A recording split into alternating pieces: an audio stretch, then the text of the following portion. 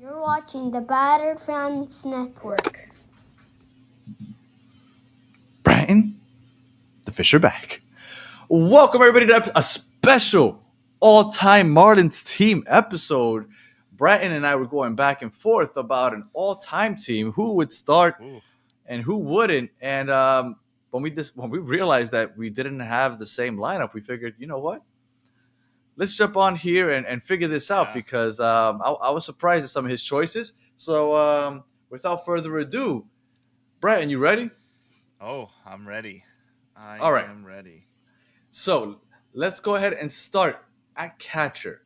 Brian, who would your all-time catcher be? If we're setting up an all-time team. Now, okay, quick parameters. Is it how they performed in a Marlins uniform or just the player overall? I went how they performed in a Marlins uniform. Okay, yes, because I didn't choose Ichiro because of that, even though I was tempted Well, to. yeah, and I didn't choose Pudge as the catcher. Spoiler alert, because of that, because he was just here the one season. Because in my heart, Pudge is number one. All right, so there's gonna be some discourse there also. All right, so here we go. So number one, Breton, your catcher, Charles Johnson. Charles Johnson. You know, our first pick, draft pick. When the team started, um, if you, I love the stats like everybody else does. So if you go like by WAR, especially defensively, our best defensive catcher by far, defensive player overall by far. Not too bad with the bat either. So it felt right. Pudge would have been this pick had he been here longer. Is my thing. All right. Well, I'm going to start with catcher, and I did go Pudge Yeah. because although he was here for 1 year, he played well that year. He has Mm. probably the most memorable moment of that run. I don't know if you remember when they got JT I Snow was out at the there. plate. I was at Oh, the were you? game. Yeah. Were you?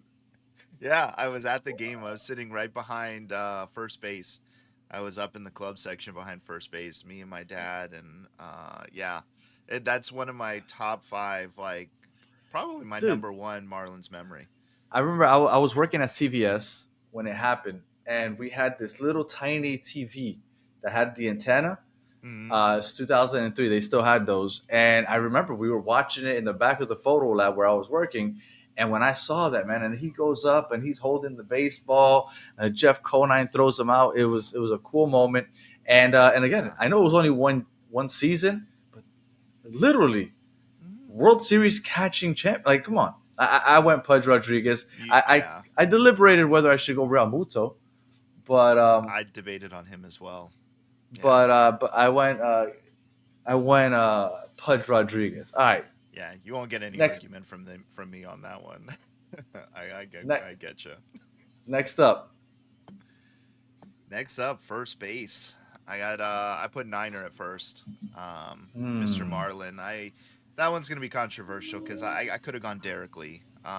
That was probably gonna be my first base pick, but I said, how do you have an all-time Marlins team without Mr. Marlin? And when we get to the outfield, you'll see why I had to put him to first base. But yeah, Jeff Conine. All right. Well, I went Derek Lee. Yeah. Defensively, Mike Lowell said that he could throw. He would make throws that he would never make to anybody else because he knew Yeah. Derek Lee could come up with them. So Derek Lee to me, first base all time. Yeah. Up And next, no arguments there. there we go. I wonder how many of these we're gonna agree on. Yeah. I don't know. I think it's gonna get controversial. I All know right, one for sure. there we go. Second base, uh, Luis Castillo. Um, in my mind, there is nobody else that signifies second base like Luis Castillo. Um, you can make the argument for Ugla, but I think just remembering when Luis Castillo went on that hit run and he was That history, chasing yeah. history and like, I was there for so many of those games and like watching him and Aegon turn all those double plays. Like they were the best double play duo we ever had, and God, he was just masterful and so underappreciated in his day. And I'm so glad to see that the Marlins like are like treating him like the king he is, and like putting him in the Hall of Fame and retiring. Like the dude was the best. I can't argue with you. I also am Luis Castillo. I considered Ugla just because I figured that you Yeah, would probably go Castillo. yeah, But I don't know. You can't go against Castillo, so I yeah, stuck with Castillo also. yeah. All right. It's tough. What about at short? At short, so this was tough because I went Hanley Ramirez. And everybody's gonna say, well, why is this tough? Why is this tough? Because Agon was so good for so long, but he wasn't ever great. And I think Hanley had some great moments. So that's why he got the edge over Agon. And he's also probably, or definitely, he's our career leader in offensive WAR right now. He was one of the best offensive players that we've had, and he was, in my mind, kind of underappreciated while he was here, for some of his defensive work as well, because he wasn't too bad there. All right. Well, I'll tell you somebody that's underappreciated. My guy Edgar Renteria. I knew it. Edgar Renteria, biggest hit in Marlins history, in my opinion. Underappreciated. People don't talk about my boy Edgar Renteria enough. And yeah, maybe I'm a little biased because I'm Colombian, but I'm gonna go Edgar Renteria at my shortstop all time over Handy Ramirez. And I mean, that's really literally all my basis for my argument. Biggest hit in history, and he's Colombian. So there you go. Listen, That's my one bias pick. yeah, I think like Pudge, he probably wasn't here long enough to, in my mind, to be on this team. But Yeah. great dude, great player.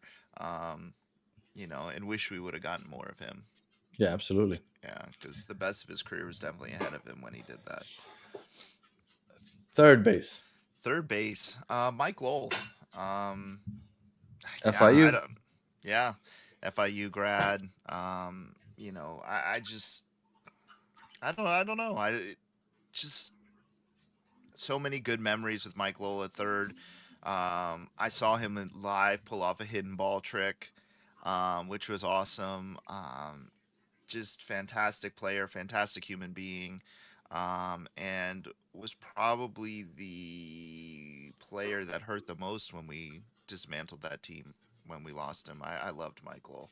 And offensively, like, I think he's still our doubles leader. He's hit the most doubles in franchise history. Um, yeah, just great overall player. All right. Well, for me in third base, I'm gonna go the person that took over third base once Mike Lowe left, Miggy. I know that Yeah, some people, Miguel Cabrera, getting to put him at third base without having to use one of my outfield spots on him, I think that was good. is key for me. So I think putting him at third base is it gives me that little power that I need in the infield. So Miggy at third, once Mike Lowe left, he I think in the last two seasons he was a third baseman.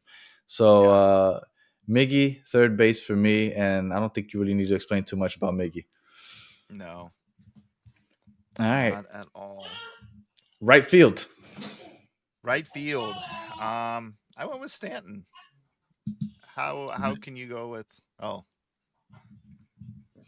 well, yeah. Well, I Well, think I had Cabrera and left, but that's fine. all right, all right. Yeah, yeah. So So we'll talk about Miguel Cabrera here then. Yeah, no, same reasons that you just listed. I mean, I had to put him somewhere, and in my mind, I couldn't dislodge Mike Lowell, so Cabrera in yeah, the outfield. it, it Miguel Cabrera's bigger moment. His Was it a walk off home run? His debut. Oh yeah, Was it the walk off home run or was it the home run against Roger Clemens in the World Series? Has to be the it World was Series, the right? the World Series home run against Clemens. I Another Marlins moment I was there for. Nice. I was way up in the back corner, like tucked away in the upper deck, but me and my dad were there, and I had already had a Cabrera jersey at that point, and like that was incredible. And so, yeah, that was his coming out moment. That's the moment that, Yeah, it's easy to yeah. say now, but I knew he was going to be a Hall of Famer.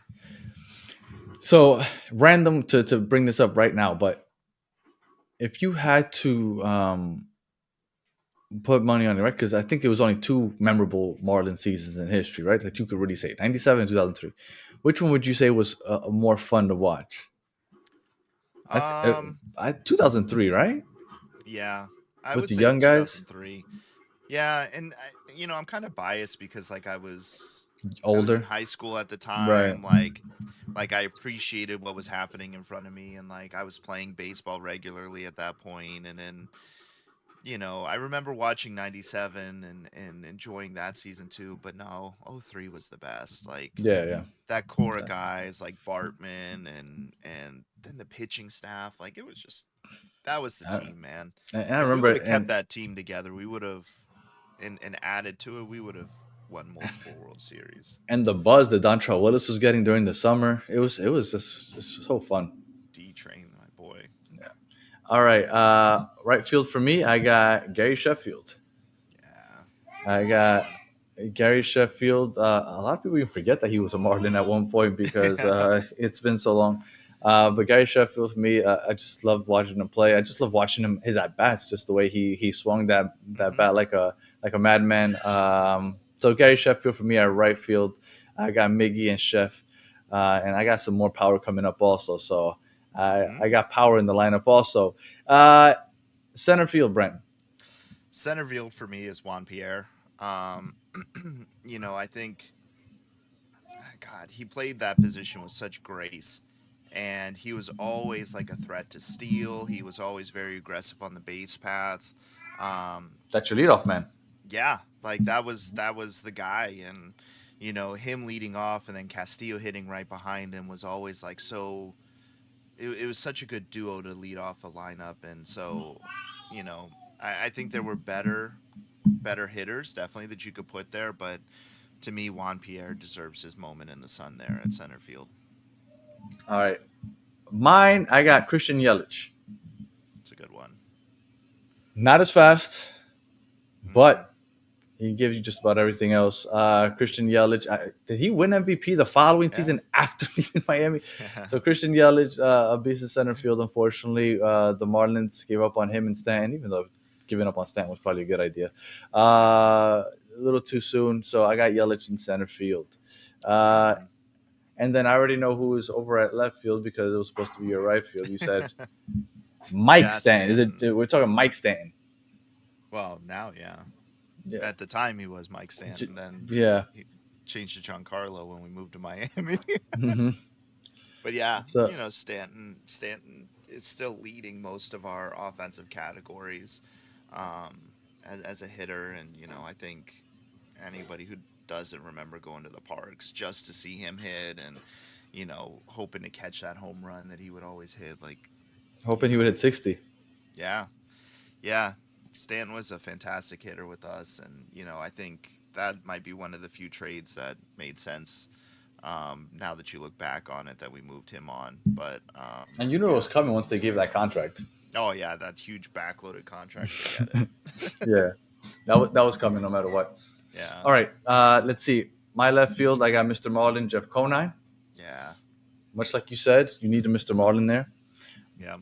Well, and I'll bring this up in a second. All right. Starting pitcher. Starting pitcher. This is where the controversy starts, right? This is where the Uh, conversation began. Yes. yeah. I went Josh Johnson. I think Josh Johnson, um, by all statistical categories, is probably our best overall pitcher. I think you could make the he top WAR for pitchers while he was here with 25.8. His earned run average while he was with us was just over 3. It was 3.15. Um, the dude was great. The dude was fantastic when he was here, and it's unfortunate that we never had a team good enough to see him in the postseason, because I do think he would have done well in the postseason. Um, just strong power thrower, like I remember, like he was just kind of the natural successor to, I'm sure, I won't say his name, but I'm sure he's the guy that you have on the mound. He was the No, natural it's successor not. to that. Oh, really? So it wasn't No. Beckett. No. Um, yeah, no. So I think he was fantastic and very underappreciated, and I do see him coming around at Marlins games a bit. I see him at the games. I've seen him. I think he threw out the first pitch at, might have been the Yuri game, his Yuri debut. But he's been around the team a little bit more, and I'm glad, because he definitely deserves his moment in the sun because he played for really bad teams and he did really well. Well, I know that the debate started when you said Josh Johnson. I said, how is it not Josh Beckett? And that's how Hmm. this whole thing came about for us. But Josh Beckett isn't my all time. Like, if I was putting together a team to start tomorrow, that's not who I would put. I would put Jose Fernandez. Okay. Yeah, I mean, obviously cut short, but he was balling, and it was must watch. Do you remember I do. the event every time that he pitched? Like it was.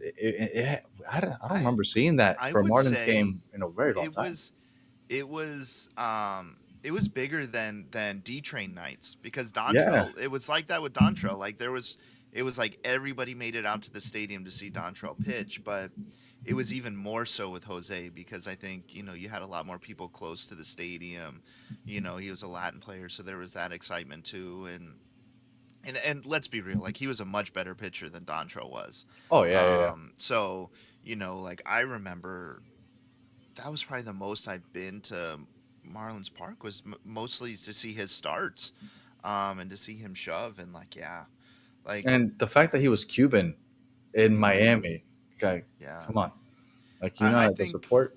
if he, it's so unfortunate what happened and losing him early like that, but he would have been our best pitcher in franchise Absolutely, history.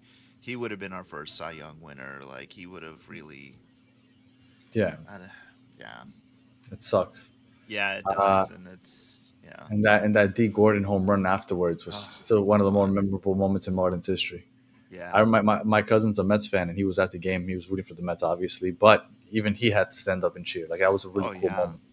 yeah. And then that was like a really big unifying moment too, because Yeah, like I'm sure your cousin was like decked out in Mets gear, and you saw a for ton sure. of Mets fans like cheering that Yeah, on, like and always, right? But yeah, they were. I don't think any Met fan yeah, left that game and said, "Man, I mean, obviously you don't want to lose when you're rooting for your team, but like they got it. Like it's like, all right, you know what? yeah. I could take this one. And there wasn't a dry eye in that building when Yeah, that it was a that nice game night. It ended. really sucks, but that's my all time team, It's a Jose good one. Fernandez. Yeah, We didn't put closers. I'd go Rob Nen. I'm assuming you'd probably go all Rob Nen also. yeah, yeah. I think Nen really is it.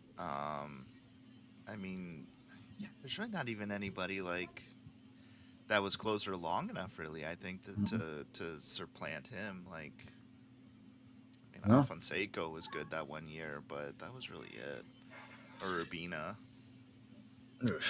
but And then DH, I'd put Giancarlo Stanton. But since we didn't do DHs when we were speaking, mm, I'm gonna take Jeff Conine off. And this is my lineup because if I can't have a DH, then I got to take Jeff yeah, Conine off because I have to have Stanton mashing. So this is my lineup, and I know this is yours. And I wish there was a way yeah. to kind of put these to play against each other, but It'd be where did it'd we be agree? We interesting to agreed on see Miggy technically, Castillo, Castillo and Stanton. Miggy, Stanton. That's it. Yeah, and that's interesting to see that because, like, when you're putting this together, and when I was thinking through it and running through the players, like, to me, like the list of players on the surface did not seem like it was going to be that long. Like I was like, oh well, there's probably like, Yeah, how that am we I can going to have fill a two different lineup? teams. Yeah. Yeah, but we have almost two completely different teams because when you dig into it, like it's crazy. And I mean, you could even make the case like for starting pitcher. Like you could make the case for Ricky Nolasco. Like that guy was Oh, yeah. lights out for a while, and then obviously Sandy. You got guys like AJ Burnett who did really well Kevin Brown. for us. Kevin Brown. God, Ryan Dempster was even like pretty decent Mhm. for us, and Kevin Brown. Yeah, So Dontrell. yeah, Yeah, I put Dontrell in the bullpen. yeah, he'd be in my rotation. Yeah. Yeah, All right. Well, it was fun. yeah, Appreciate this, and absolutely. I hope everybody else enjoyed. If you disagree or want to say think we forgot somebody, please go ahead and mention them in the Let us know. comments. Uh, that's it for today, and we'll be back with another episode next week. So until the Yeah, next one, have a good one. peace out.